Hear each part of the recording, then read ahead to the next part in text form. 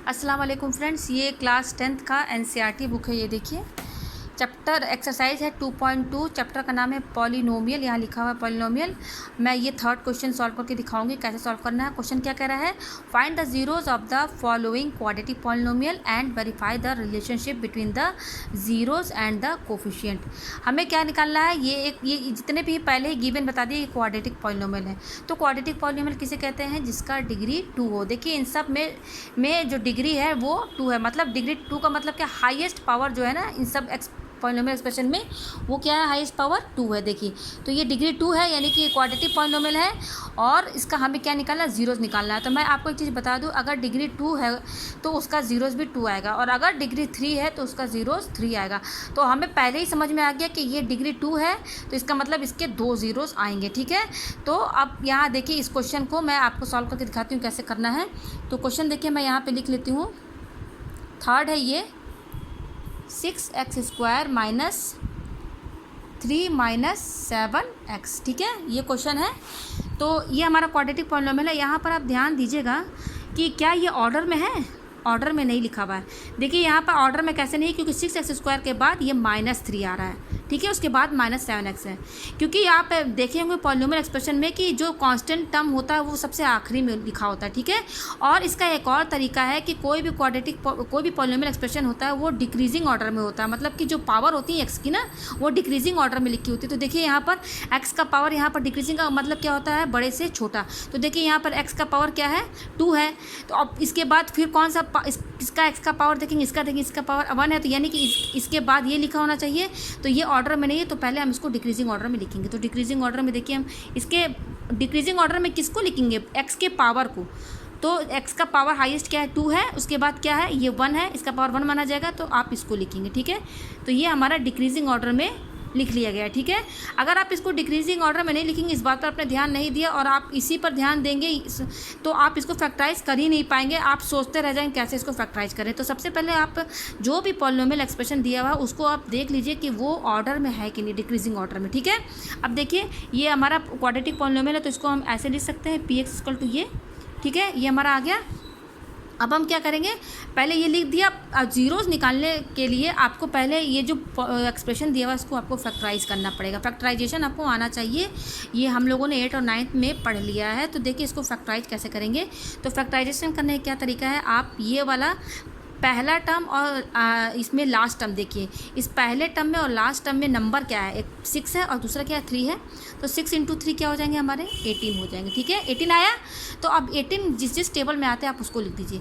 तो पहला 2 9 × 18, दूसरा है 3 6 × 18, फिर तीसरा है 9 2 × 18 और एक है 18 1 × 18। ये 4 आए हैं हमारे पास। इनकी टेबल में इन दोनों को मल्टीप्लाई करने पर 18 आ रहा है। ठीक है, अब इसमें आप ये बीच वाला नंबर देखिए, बीच वाला नंबर क्या है हमारा, -7। ठीक है, -7 यहाँ आप लिख दीजिए। ठीक है, -7 है।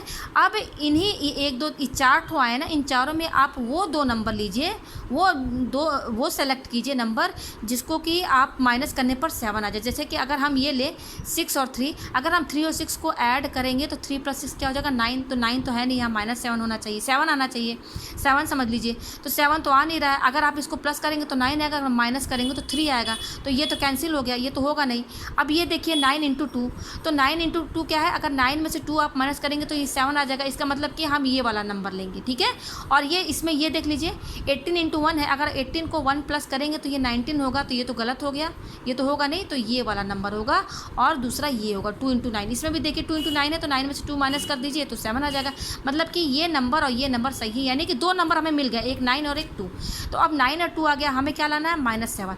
अगर हम लेंगे 9 - 2 तो हमारा तो 7 आ रहा है, तो ये गलत हो जाएगा। क्यों, क्योंकि इसका साइन -7 है। तो आपके पास 2 नंबर 9 और 2, उसको आपको ऐसे सेट करना है कि उसको सब्ट्रैक्ट करने पर -7 आए। तो हम कैसे सेट करेंगे, -9 + 2। क्यों, क्योंकि देखिए माइनस प्लस माइनस हो जाएगा, तो 7 आया, 9 में से 2 गया 7, और बड़ा क्या है 9, तो सब्ट्रैक्ट ये। तो इसका मतलब ये सही है हमारा। तो हम -7 को ये 2 नंबर जो दिए हैं किस तरह से सेट करेंगे, -9 + 2। ठीक है, क्योंकि यहाँ देखिए -7 है, इसलिए हमको इस तरीके से नंबर लेना पड़ेगा और साइन इस तरीके से हमें लेना पड़ेगा। तो हम इस -7 की जगह क्या लिखेंगे, -9 + 2। तो यहाँ पे आप लिख दीजिए 6x²। इस -7 की जगह आप क्या लिखेंगे, -9। और देखिए x यहाँ लगा हुआ है ना, 7 के साथ x, तो आप इन दोनों में x लगा दीजिएगा, 9x और 2x, ठीक है। तो यहाँ पे आप लिख दीजिए -9x + 2x - 3, ठीक है, ये हो गया।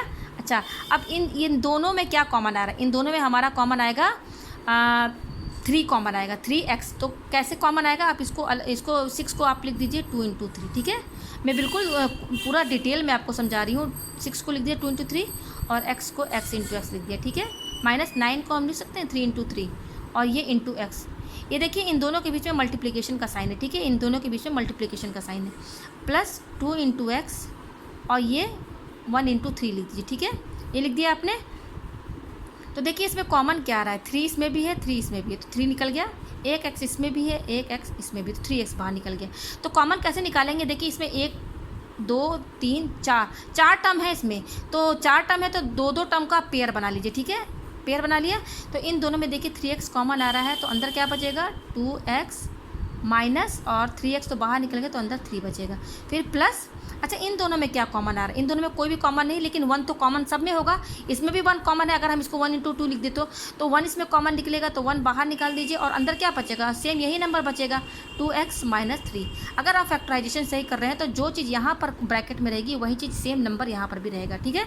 तो देखिए अब 4 टर्म था तो हमारा 2 टर्म आ गया, तो ये 2 टर्म ये है और एक ये है। तो इन दोनों में कॉमन क्या आ रहा है? देखिए इन दोनों में कॉमन 2x - 3 आ रहा है, इसमें भी 2x - 3 है, इसमें भी 2x - 3 है।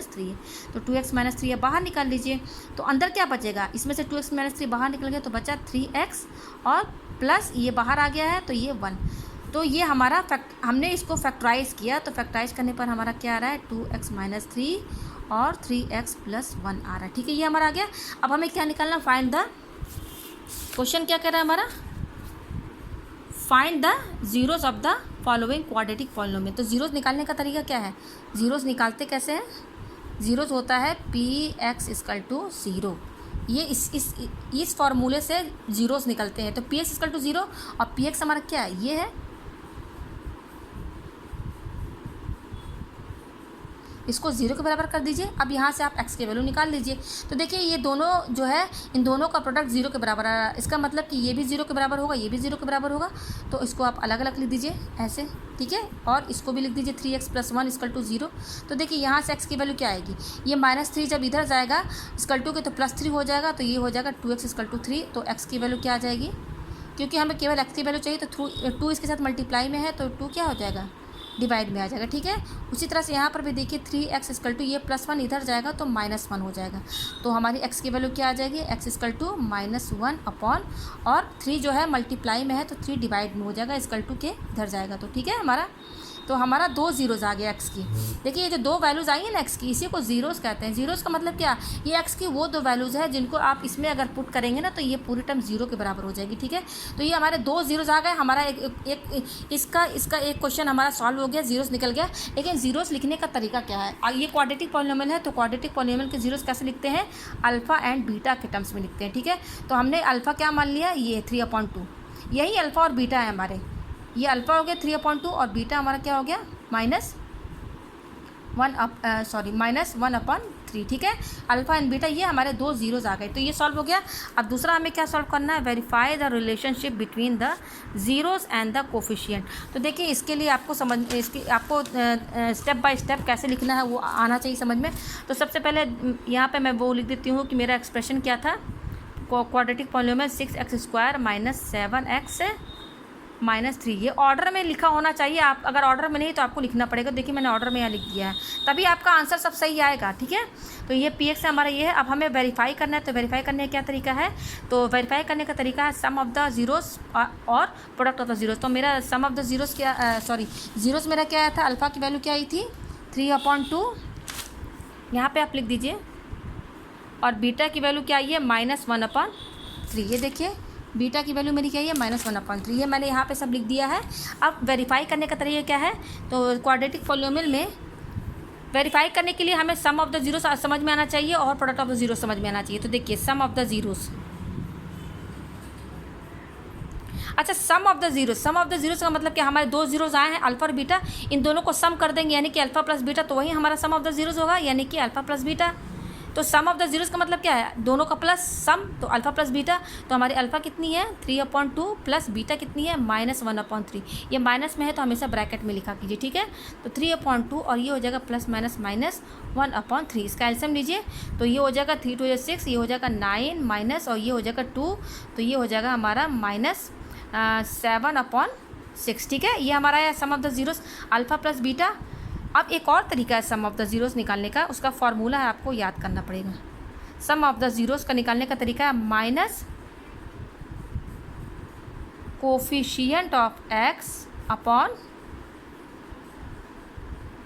Coefficient of x square. ये देखिए, ये एक और सम ऑफ द जीरोस निकालने का तरीका है, ठीक है।